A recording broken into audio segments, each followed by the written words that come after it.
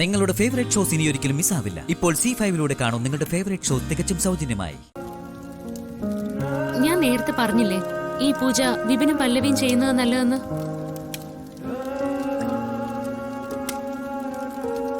ഇപ്പോ ഗുരുജിയും അത് തന്നെയല്ലേ പറയുന്നേ?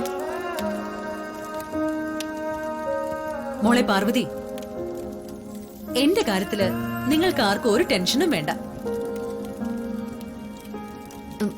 സർ, പ്രഭാവതി അമ്മയ്ക്ക് ദോഷം വരുന്ന ഒരു കാര്യത്തിനും ഞാൻ കൂട്ടുനിൽക്കില്ല.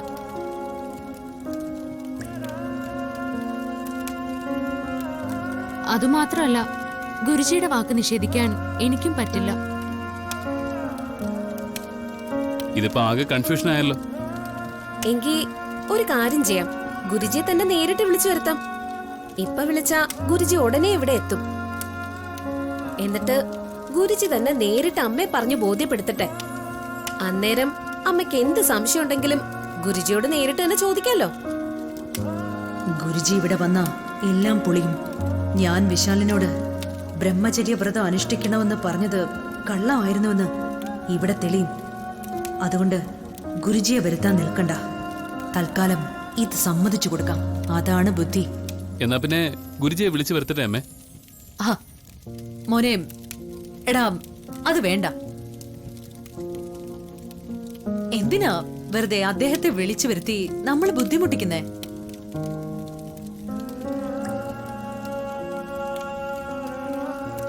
നിങ്ങൾ പറഞ്ഞതുപോലെയൊക്കെ തന്നെ നടക്കട്ടെ കാര്യങ്ങള്.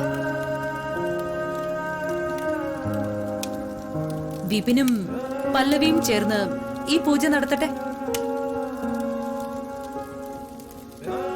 ആ ഗാർഗി, നീ പോയി വിപിനെ പല്ലവിയെ വിളിച്ചോണ്ട് വാ.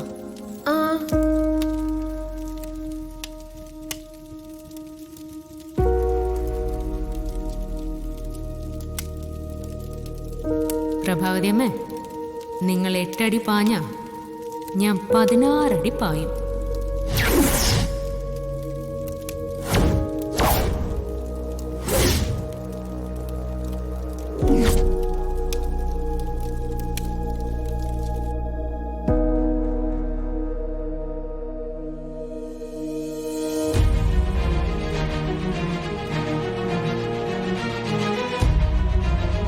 പല്ലവി,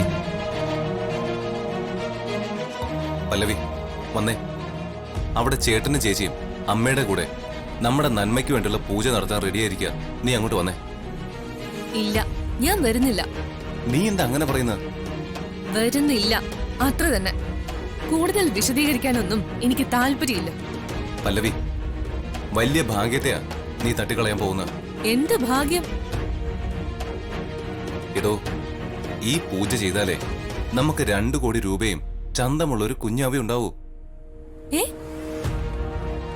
അതേടോ, അതിനൊക്കെ വേണ്ടിയാ താഴെ പൂജ നടത്തുന്നത്.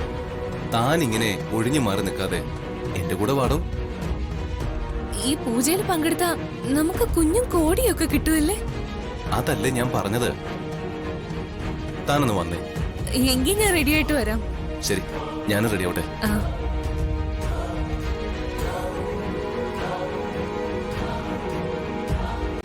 ഡൗൺലോഡ് ചെയ്യൂ C5 ആപ്പ്. കാണൂ എല്ലാ എപ്പിസോഡുകളും സൗജന്യമായി.